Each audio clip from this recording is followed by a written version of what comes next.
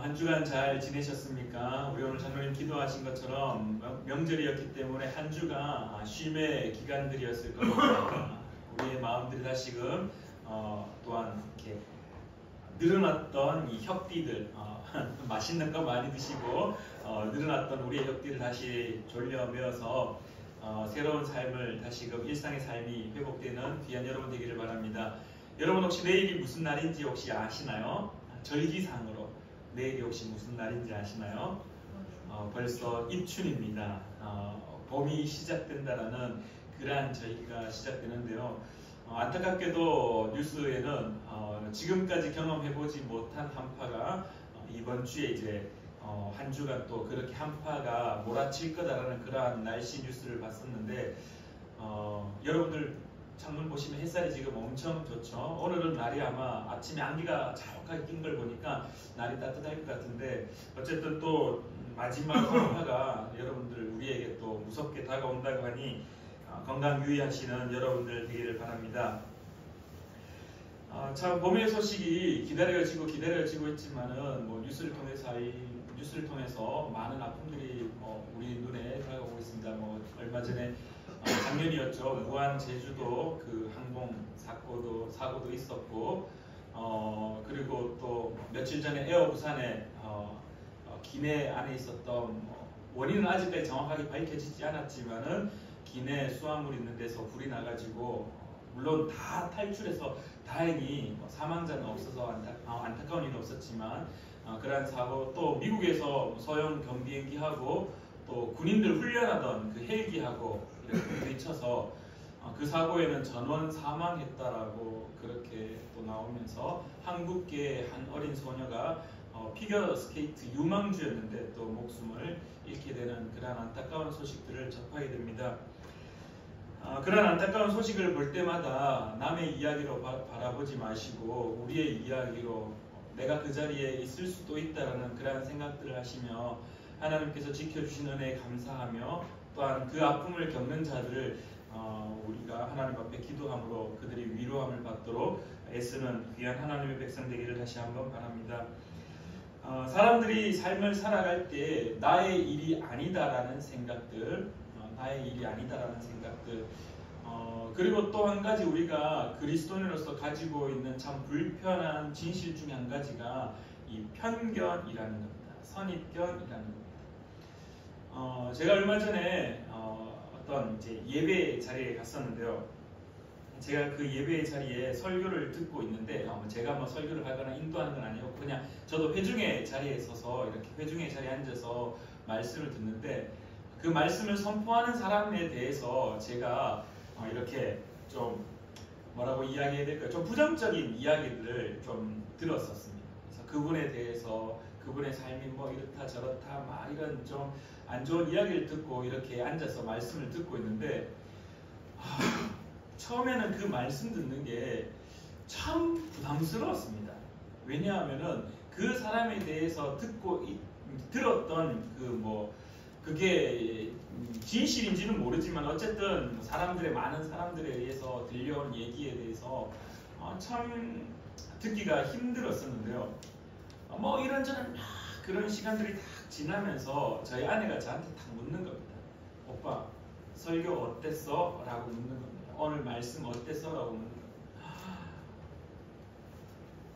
제 마음이 그냥 순간적으로 확 다 무너져 내려버렸습니다. 그 말씀을 들을 때 제 머릿속에는 그 사람의 삶의 모습들이 이야기들이 들어와 있었고 그 사람의 선포하는 메시지가 메시지로 들리는 것이 아니라 그냥 신학적인 그냥 책에 기록되어 있는 그냥 어떠한 좋은 글. 근데 저희 아내는 저한테 딱 물었어요. 오빠 오늘 말씀 어땠어? 말씀 너무 좋지 않았어? 그냥 이게 이 사람이 가진 이 선입견, 이 사람이 가진 편견, 이게 얼마나 사람을 그 한 사람에 대한 하나님의 말씀을 완전히 폄하해버리고 깔아뭉개는 어마어마한 일이 일어나는지 오늘 우리가 읽은 본문 말씀을 우리가 다시 한번 고민해보면서 우리가 신앙생활하면서 너무나 쉽게 또 너무나 불편하게도 가지고 있는 이 선입견, 이 편견에 대한 생각들을 함께 좀 고민해 보고자 합니다. 오늘 본문 말씀을 우리가 이해하기 위해서 몇 가지 우리가 이제 선행되는 이야기를 좀 해보고자 하는데요. 예수님이 오늘은 누가복음에서 3장에서 세례를 받으시고 4장이 시작할 때 4장 1절부터 이제 우리가 잘 알고 있듯이 성령이 이끌려 예수님께서 마귀에게 사탄에게 시험을 받으십니다.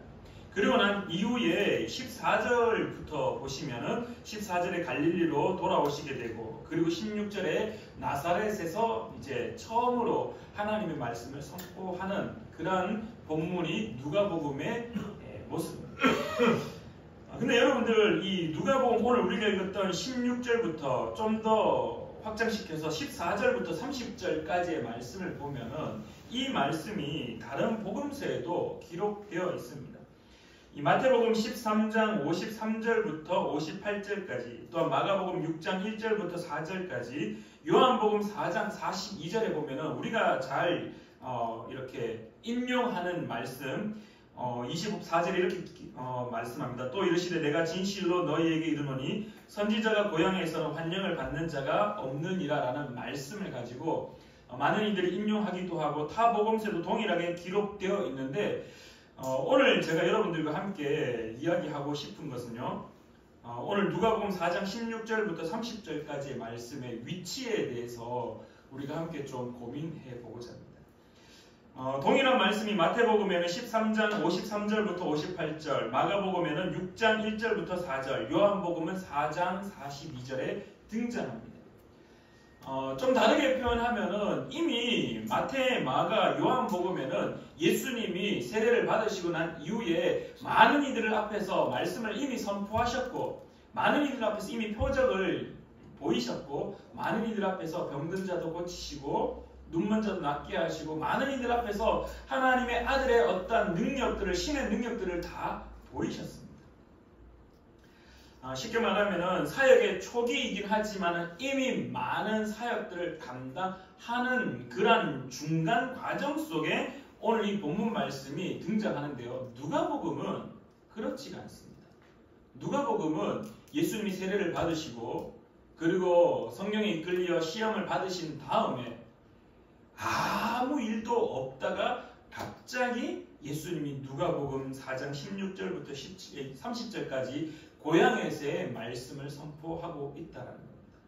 그래서 학자들이 말하기를 누가복음 4장 13절부터 14절 13절에 이렇게 고백합니다. 마귀가 모든 시험을 다 한 후에 얼마 동안 떠나니라. 그리고 14절에 예수께서 성령의 능력으로 갈릴리에 돌아가시니 그래서 이 13절과 14절 사이에 마태복음과 마가복음 그리고 요한복음을 함께 볼 때 이 시간적 사이 아마도 6개월에서 1년이라는 시간의 이 공백기가 이 누가복음에는 있다는 것. 그래서 13절부터 14절의 그 사이에 약 6개월에서 1년의 시간이 숨겨져 있다라고 이야기합니다. 어찌되었던 중요한 것은 오늘 누가는 이 누가복음을 읽는 독자들, 누가 공동체에게 무엇인가 말하고자 하는 독특한 이유가 있다는 겁니다. 왜냐하면 마태복음과 마가복음 그리고 요한복음은 이미 예수님의 사역들이 시작되었고 그리고 초기였지만은 그러나 어떤 일들이 다 일어난 다음에 비슷한 시기에 예수님이 나사렛 고향으로 가셔서 그 나사렛 고향에서 말씀을 선포하셨는데 그 고향의 사람들이 요셉의 아들 아니냐라고 말하며 그 예수님을 배척하는 모습들이 기록되어 있다는 겁니다. 근데 유독 누가복음에는 마귀의 시험 이후에 바로 예수님이 나사렛에서 말씀을 선포한 이야기가 기록되어 있다는 겁니다. 비슷한 시기에 비슷한 사건들이 기록되어야 하는 것들이 역사적인 그 기록물로 봐서는 당연합니다. 왜냐하면 이 마태, 마가, 누가, 복음서, 요한복음까지 합쳐서 이 사복음서에 이왕이면은 역사적으로 비슷한 시기에 일어난 것들을 기록해 둠으로써 그 역사적 정황들이 사실, 팩트라는 것을 더욱더 근거로 삼을 수 있는데, 근데 오늘 누가복음은 그 역사적 시간 그거 상관하지 않고 중간에 있었던 어떤 사건들 다 뛰어넘어 버리고 갑자기 예수님이 나사렛에서 말씀을 전한 것을 제일 처음에 이렇게 기록했다라는 것은 분명히 누가가 어떤 의도를 가지고 이렇게 했다라고 우리는 생각할 수밖에 없다라는 거예요. 그럼 도대체 누가가 어떠한 의도를 가지고 이 예수님이 나사렛에서 말씀을 선포한 것들을 기록했을까? 어떤 의도를 가지고 이 말씀을 이렇게 제일 앞부분에 예수님의 사역의 제일 첫 번째 사건으로 이렇게 기록하고 있을까? 그래서 혹자들은 이렇게, 신학자들은 이렇게 고백합니다. 누가복음 4장 16절부터 30절까지의 말씀을 예수님의 취임 설교, 공식적으로 공식 석상에 우리가 말하는 공생애, 사적 생애가 아니라 공적 생애를 시작할 때 많은 사람들 앞에 특별히 그의 고향에서 취임하여서 첫 번째 설교를 하면서 예수님의 공적 사역이 시작되었다라고 주장하는 사람들이 있습니다. 그러면서 그 설교의 내용이 이사야 61장 1절부터 2절 말씀, 오늘 우리 말씀에는 누가복음 4장 18절과 19절 말씀, 주의 성령이 내게 임하셨으니라고 시작된 이 본문, 이사야에서는 이렇게 고백합니다. 주 여호와의 영이 내게 내리셨으니 이는 여호와께서 내게 기름을 부으사 가난한 자에게 아름다운 소식을 전하게 하려 하심이라. 나를 보내사 마음이 상한 자를 고치며 포로된 자에게 자유를, 갇힌 자에게 노임을 선포하며 여호와의 은혜의 해와 우리 하나님의 보복의 날을 선포하여 모든 슬픈 자를 위로하되 라는 이사야 61장 1절과 2절 말씀을 예수님이 인용하시고 읽으시고 그들 앞에 말씀을 하시는데요. 중요한 것은 여기서 예수님이 그 주인공, 이사야 61장 1절과 2절은 메시아에 대한 예언입니다. 다시 오실 메시아, 그분이 오시면은 어떻게 할 거냐? 마음이 상한 자를 고치시고 포로된 자를 자유케 하시고 갇힌 자를 놓아주시며 여호와의 은혜의 해와 또한 하나님의 보복의 날을 선포한다라는 것이 이사야 61장 1절 2절의 메시아에 대한 말씀입니다. 그러면서 예수님이 그 말씀을 하신 이후에 21절에 이렇게 고백합니다. 이에 예수께서 그들에게 말씀하시되 이 글이 오늘 너희 귀에 응하였느니라 하시니, 이 말씀을 새한글 성경을 읽으면 좀 더 쉽게 이해가 됩니다. 앞서도 우리가 읽었지만 21절 말씀이 이렇게 이야기합니다. 여기에 적힌 이 말씀이 오늘 이루어졌습니다. 여러분이 두 귀로 들은 대로입니다. 여기에 적힌 이 말씀이 오늘 이루어졌습니다. 여러분이 두 귀로 들은 대로입니다. 다시 말하면은 이사야 61장 1절부터 2절까지의 메시아에 대한 그 예언의 말씀이 오늘 어떻게 되느냐? 그 주인이 바로 나다. 내가 바로 메시아다라고 예수님이 그 고향의 회당에서 당당하게 선언하셨다라는 겁니다. 자, 이렇게 예수님이 취임하시면서 이제 공적 생애를, 공생애를 시작하시며 공적 사역을 시작하시는데요. 중요하게 우리가 눈여겨보아야 될 것은 그들의 반응입니다. 그들의 반응. 그것을 들었던 나사렛 고향 땅에 있었던 사람들의 반응인데요. 첫 번째 반응은 긍정적이었습니다. 20절에 이렇게 고백합니다. 책을 덮어 그 맡은 자에게 주시고 앉으시니 회당에 있는 자들이 다 주목하여 보더라. 이 20절 말씀을 또 보면은 새한글 성경 이렇게 이야기합니다. 예수님은 두루마리 책을 받아서 회당 시중꾼에게 돌려주고 앉으셨다. 그리고 난 이후에 반응이 이렇게입니다. 회당에 있는 모든 사람들의 눈이 예수님을 어떻게 했다고요? 뚫어지게 바라보고 있었다. 뚫어지게 바라보고 있었다. 그가 무슨 말씀을 하실지. 이제 이사야 61장 1절과 2절 말씀, 다시 오실 아니죠. 다시 오실 맞습니까? 그때 오실 메시아를 기다리고 있었던 이스라엘 백성들 입장에, 유대인 입장에 이사야 61장 1절과 2절 메시아에 대한 말씀을 이제 우리에게 가르치시겠구나 기대하는 마음으로 예수님을 뚫어지게 바라보고 있었습니다. 아주 좋은 긍정의 반응이었습니다. 아, 그들이 말씀에 집중하는구나. 그들이 말씀을 기대하구나. 그들이 말씀을 듣기를 원하는구나. 귀를 열었구나라고 반응합니다. 근데 이 긍정의 반응이 한 번 더 나아갑니다. 21절 말씀이 끝납니다. 오늘 너희 귀에 응하였느니라. 오늘 너희 귀에 응하였느니라. 여기에 적힌 이 말씀이 오늘 이루어졌습니다. 여러분이 두 귀로 들은 대로입니다. 라고 말씀했습니다. 그러니 회당에 앉아서 그 예수님의 말씀을 들었던 이스라엘 백성들, 유대인들이 뭐지?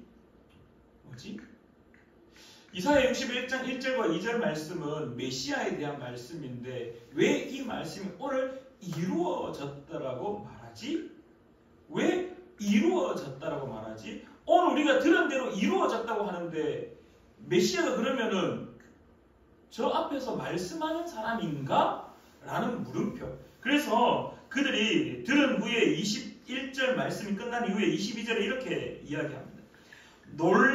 새한글 성경은 이렇게 고백합니다. 모두가 증언하기를 예수님이 옳다고 하고 그분의 입에서 흘러나오는 은혜의 말씀에 놀라워하고 있었다. 그들의 반응의 첫 번째 말씀이 선포됐을 때 그들의 첫 번째 반응은 눈을 뚫어지게 바라봤습니다. 무엇을 말씀하실까? 어떤 것을 말씀하실까? 무엇을 우리에게 가르치실까? 뚫어지게 바라보았습니다. 그리고 그 말씀을 들었습니다. 오늘 그 말씀이 이루어졌다.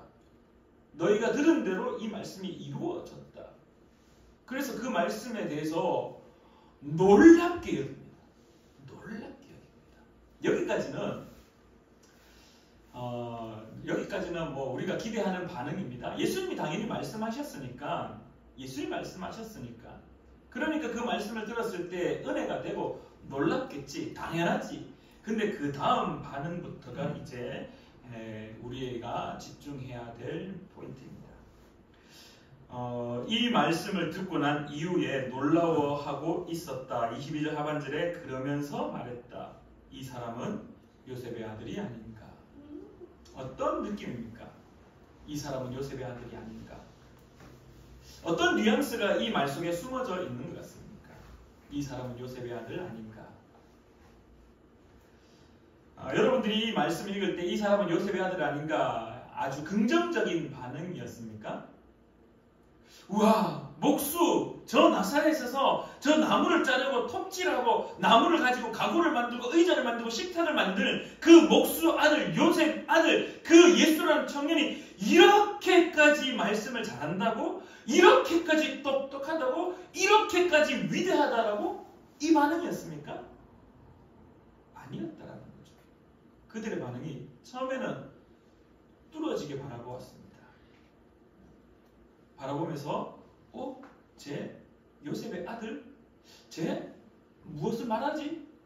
귀를 기울이고 듣기 시작하였습니다. 근데 처음에는 은혜가 되고 놀라웠습니다. 근데 몇몇 사람들이 다시 말합니다. 이 사람은 요셉의 아들이 아닌가? 저 사람은 목수의 아들이 아닌가? 그러고 난 이후에 예수님이 반응합니다. 회중의 반응을 보고 말씀하십니다.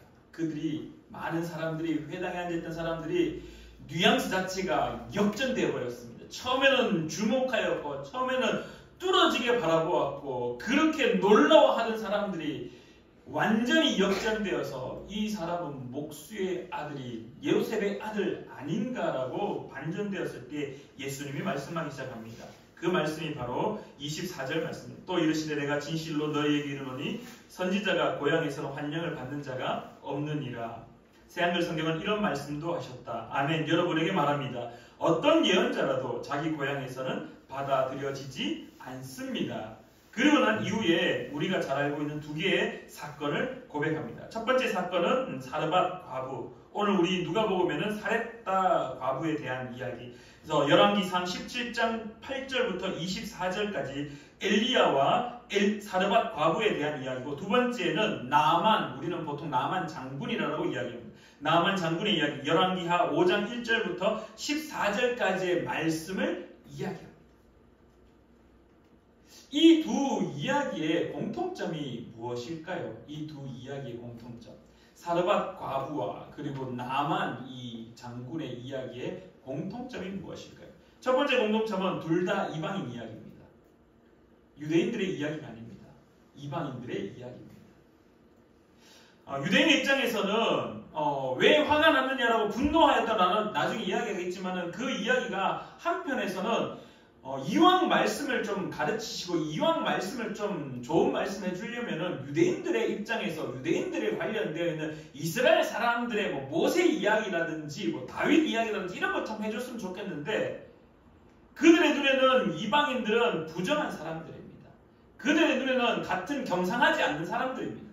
그들의 눈에는 이방인들은 함께 할 수 없는 피가 섞여서는 안 되는, 그래서 사마리아인들을 부정하다, 사람 취급하지 않는, 단지 피 섞였다라는 이유만으로 그렇게 사람을 동네에서 이렇게 막 몰아내치는, 그렇게 바라보는, 근데 심지어 이방의 사람들의 이야기를 하고 있으니 유대인의 입장에서는 화가 날 수밖에 없었습니다. 어쨌든 첫 번째 공통점은 둘 다 이방인의 이야기입니다.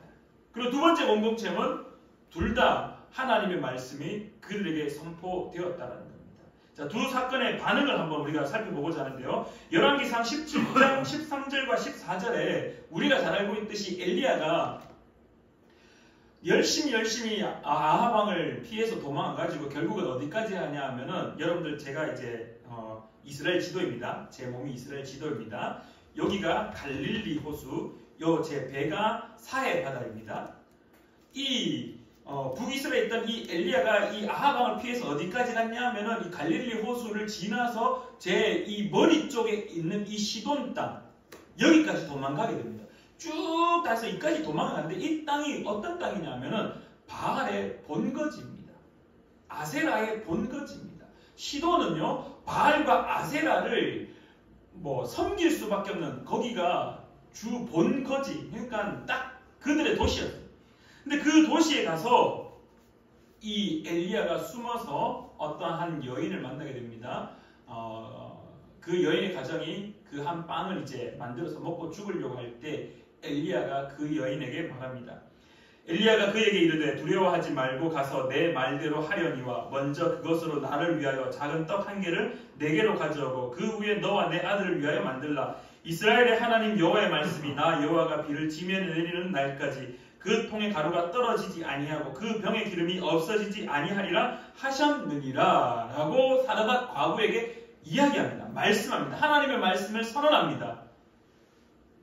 어떤 반응이 돌아왔냐면은 우리가 잘 알고 있듯이 사르밧 과부의 반응은 15절에 이렇게 고백합니다. 그가 가서 엘리야의 말대로 하였더니 그와 엘리야와 그의 식구가 여러 날 먹었으나, 그리고 그 다음 절에 그 가루와 기름이 떨어지지 않았다라고 성경은 말합니다. 두 번째 반응을 보겠습니다. 열왕기하 5장 10절 말씀에 나아만 장군의 이야기입니다. 엘리사가 사자를 그에게 보내 이르되 너는 가서 요단강에 몸을 7번 씻으라. 내 살이 회복되어 깨끗하리라 하는지라. 우리 나아만 장군 아시죠? 나아만 온몸에 피부병, 이 문둥병, 나병이 생겨서 막 가렵고 진물이 나고 막 누가 봐도 함께 할 수 없는 그러한 사람, 고치려고 온갖 노력을 그 나라의 자신의 나라에서 다 했지만은 이루지 못해서, 치유하지 못해서 이스라엘의 엘리사를 만나러 왔습니다. 근데 엘리사가 이야기하면 하나님의 말씀을 선언합니다. 요단강에 가서 7번 씻으십시오. 어떤 반응이 나타납니까? 첫 번째는 웃기고 있네. 내가 지금 내 병을 고치려고 저 내 나라에서 돈을 엄청 쓰고 온갖 좋다라는 의원을 다 찾아가 다 해봤지만 안 됐는데 요단강에서 몸을 씻으라고? 우리의 나라의 이 요단강보다 더 깨끗하고 더 좋은 강이 얼마나 많은데 요단강에서 씻으라고? 그러면서 분노합니다. 그때 우리가 잘 알고 있듯이 그의 종이 그 나아만 장군의 어떤 지점을 탁 짚어주는데요. 무엇이었냐 하면은 간절함이었습니다. 나아만 장군이야. 딴 거 말고 요단강에 씻으라 하는데 그건 못하겠습니까? 그것만 하면 낫는다고 하는데 그건 못하겠습니까? 알고 있듯이 나아만 장군이 13절에 종의 권유와 함께 14절에 이렇게 고백합니다. 나아만이 이에 내려가서 하나님의 사람의 말대로 요단강에 7번 몸을 잠그니 그의 살이 어린 아이의 살같이 회복되어 깨끗하게 되었더라. 아멘. 이 두 사람의 공통점을 다시 한번 이야기하면 이방인이었습니다. 그리고 한 사람은 삶의 끝지점이었습니다. 이제 더 이상 삶을 살아갈 수 없는 가난의 끝지점. 한 사람은 피부병을 가진 채 많은 사람 앞에 나아설 수 없는 상태. 결국은 나병으로 죽을 수밖에 없는 그러한 피부병 환자. 어쨌든 삶의 끝지점에 서 있었습니다. 그 두 사람에게 하나님의 말씀이 선언되고 선포되었습니다. 근데 여러분들 여기서 우리가 함께 잘 고민해 봐야 될 게 이 두 사람은요 이방인입니다. 첫 번째 우리가 공통점으로 나누었던 이방인입니다. 그 사람들이 하나님의 말씀을 들어야 할 이유가 있습니까? 없다라는 거죠. 그 사람은 여호와를 어떻게 인식하였을까요? 그 사람은 이 사르밧 과부와 이 나아만 장군이 엘리야와 엘리사를 어떻게 인식했을까요? 그리고 여호와 하나님은 어떻게 인식했을까요? 유대인들이 이방인들을 부정하다라고 이야기하는 것, 유대인들이 히브리인들이 이방 사람들을 경멸하는 것, 그거 다 이미 다 알고 있는 상황들이었고 문화적 형태였고, 그리고 그들이 믿는 신 여호와, 그 신 유일신이라고 이야기하고 자신들이 믿었던 바알이나 아세라, 그리고 나아만이 섬겼던 림몬신, 그 모든 것을 다 부정하는 민족이었습니다. 근데 그 민족이 자기에게 떡을 만들어 달라고 이야기하고, 그 민족의 한 사람이 요단강에 가서 몸을 씻으라고 이야기할 때 이 사르밧 과부와 이 나아만 장군은 그거 안 들어도 아무 문제 되지 않는 사람입니다. 그거 안 들어도 아무 문제 되지 않습니다. 그들에게는 바알 신이 있었고, 그들에게는 아세라 신이 있었고, 그들에게는 림몬이라는 신이 있었다. 그러면은 여호와 하나님 웃기지 마라. 나에게는 바알이 있고, 나에게는 아세라가 있고, 나에게는 림몬이 있다라고 말해도 아무런 주장할 수 없는, 아무런 말할 수 없는, 그들이 하나님을 외면하고 그들이 엘리야와 엘리사의 말을 외면해도 아무런 문제되지 않는 사람들입니다. 근데 그들이 어떻게 했냐면요, 그들이 섬겼던 바알과 그들이 섬겼던 아세라를 내려놓았습니다. 그들이 섬겼던 림몬을 내려놓았습니다. 다른 말로 하면은 그들이 가지고 있었던 선입견, 그들이 가지고 있었던 편견을 깨뜨렸다는 겁니다. 무엇으로? 하나님의 말씀. 그들의 눈에 이방의 엘리야의 눈에나 사르밧 과부가 이방인인지, 그러면 사르밧 과부의 입장에서 엘리야는 이방인입니다. 엘리야의 입장에서 사르밧 과부가 이방인인 것처럼 사르밧 과부의 입장에서 엘리야도 이방인인 겁니다. 엘리사의 입장에서 나아만 장군 이방인입니다. 나아만 장군 입장에서 엘리사 이방인입니다. 상종하지 않아도 됩니다. 말 듣지 않아도 됩니다. 그들의 신, 오히려 바알이 우리의 신이 더 위대하다라고 생각하는 사람들이 사르밧 과부였고, 나아만 장군의 그 섬겼던 림몬 신이 더 위대하다라고 말하는 게 그들의 입장이었습니다. 근데 그들이 가지고 있었던 선입견, 내 신이 더 위대하다라고 가졌던 그 편견들, 그것을 어떻게 했느냐? 내려놓았다. 나아만 장군의 입장에서, 사르밧 과부의 입장에서 이방의 신, 이방인들의 신 여호와의 말씀을 들었다라는 것. 오늘 예수님이 무엇을 이야기를 하느냐, 나사렛에서 자신의 동네에서 무엇을 이야기하느냐, 많은 구약의 메시지들이 있고 많은 성경에 인용할 거리들이 참 많은데 왜 하필이면 사르밧 과부와 왜 하필이면 나아만의 그 사건의 이야기들을 예수님이 자신의 동네에서 이야기하였을까? 그들은 엘리야를 보지 않았다. 그들은 엘리사를 보지 않았다. 그들은 이방인 엘리야를 보지 않았고, 그들은 이방인 엘리사를 보지 않았고, 그들은 누구를 바라보았느냐? 자신의 삶을 구원해 줄 수 있는 여호와 하나님의 말씀을 바라보았다라는 것이죠. 그들이 가지고 있었던 선입견, 그들이 가지고 있었던 편견들을 다 깨뜨렸다는 겁니다. 오늘 이 누가가 왜 하필이면은 이 예수님의 공적 사역이 시작될 그 시점에 나사렛에서 외면받는 예수님의 이야기를 기록했냐라고 질문한다면은 우리가 가지고 있는 선입견들을 깨뜨리라고 이야기합니다. 우리가 가지고 있는 편견을 깨뜨리라고 이야기합니다. 너희들이 바라보아야 될 것들은 무엇이냐? 하나님의 말씀이다라는 겁니다. 누가복음의 저자인 누가가 자신의 공동체를 하나를 편지 쓸 때 제일 첫 번째 사건으로 예수님이 세례를 받으셨습니다. 그리고 예수님이 성령에 이끌려 시험 받았습니다. 그리고 자신의 동네에 가서 말씀을 선포했는데 그 마을 사람들이 말하기를 이 사람은 목수의 아들, 요셉의 아들, 사람의 아들이 아니냐라고 부정하고 그들을 떠밀어버리고 그들을 받아들이지 않았습니다. 예수님을 받아들이지 않았습니다. 당신은 어떻게 할 겁니까? 당신은 어떻게 할 겁니까? 당신에게 예수님은 요셉의 아들입니까? 당신에게 예수님은 그리스도입니까? 질문하고 있다는 거예요. 오늘 여러분들에게도 동일하게 질문하고 있습니다. 우리의 신앙의 첫 출발점, 첫 시작은요, 무엇을 깨트리는 것으로부터 시작하냐면 선입견과 편견을 깨트리는 것입니다. 누가복음이 기록될 당시 많은 사도들이 복음을 선포하였습니다. 그때 역시 많은 이들에게도 머릿속에 선입견과 편견이 있었습니다. 어떤? 예수님은 나무에 달려 저주받고 죽은 청년의 불량.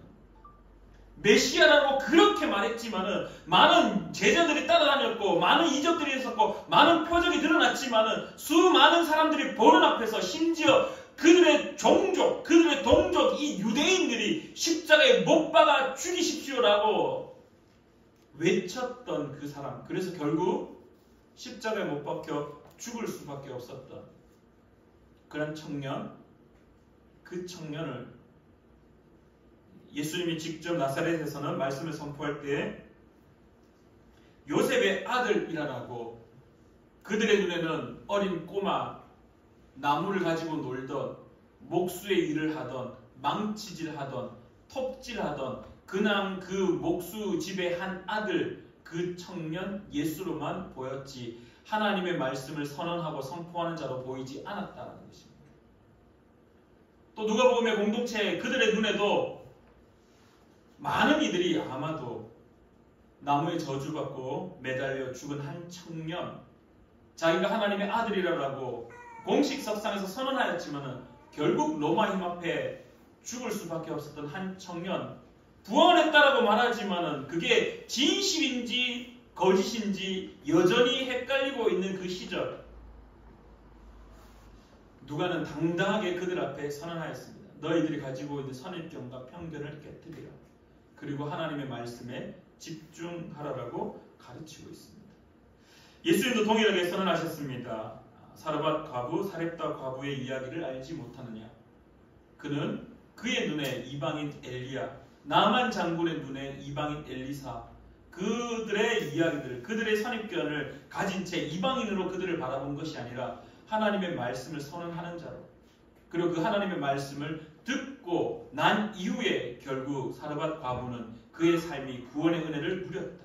나만 장군도 하나님의 말씀으로 받아들였을 때 분노하였지만 사람의 눈에는 선입견이, 편견, 요단강보다 우리 강이 더 좋은데,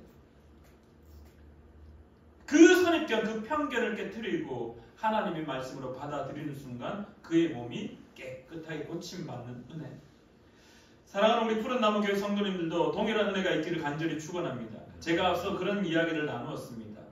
한 설교자를 향하여서 제가 머릿속에 숨겨두었던, 가지고 있었던 그 선입견, 편견, 아무리 좋은 말을 하더라도 그 선입견과 그 편견으로 인하여서 그의 말은 말뿐이었습니다. 신학적 그냥 정의뿐이었습니다. 근데 선입견을 가지고 있지 않았던 저희 아내의 눈에, 저희 아내의 귀에는 그것이 말씀으로 선포되었습니다. 그러면서 저의 가슴이 다 무너져 내려버렸습니다. 말씀을 선포하는 나도 설교자 앞에 서 있는데 내가 선입견을 가지고 있었구나. 내가 편견을 가지고 있었구나. 사랑하는 우리 푸른나무교회 성도님들, 혹시 저를 보시면서 혹시 또 선입견이나 편견을 가지고 있지는 않습니까? 누군가의 아빠, 누군가의 사위, 누군가의 남편, 누군가의 친구이기도 하고, 누군가 학교의 그냥 선배, 그 학생 시절을 다 알고 있고, 서로의 삶을, 일상을 다 알고 있고, 그래서 때로는 그 선입견과 그 편견 때문에 선포되어지는 말씀이 그냥 신학적 용어들의 나열, 성경의 그냥 한 이야기들을 재미있게 스토리텔링하는 사람, 사랑하는 우리 푸른나무교회 모든 성도님들의 선입견과 편견이 깨어지기를 간절히 축원합니다. 하나님의 말씀으로 받아들일 때 그 말씀이 우리의 삶을 찔러 쪼개고 그 말씀이 나를 살림을 믿으시기를 간절히 축원합니다. 예수님이 사르밧 과부의 이야기, 예수님이 나만 장군의 이야기, 누가복음의 저자인 누가가 왜 예수님의 사역의 첫 시작점을 이 말씀을 하였을까라는 고민 앞에 누가는 오늘 우리에게 이야기합니다. 우리가 가지고 있는 선입견, 그 편견들, 그것을 깨트리라라고 말씀하고 오직 주의 말씀, 그 말씀으로 받아들여라라고 선언하고 있는 것, 그 예수를 그리스도라고 고백하라라고 선포하고 있음을 기억하는 저와 여러분 되기를 간절히 축원합니다. 기도하겠습니다.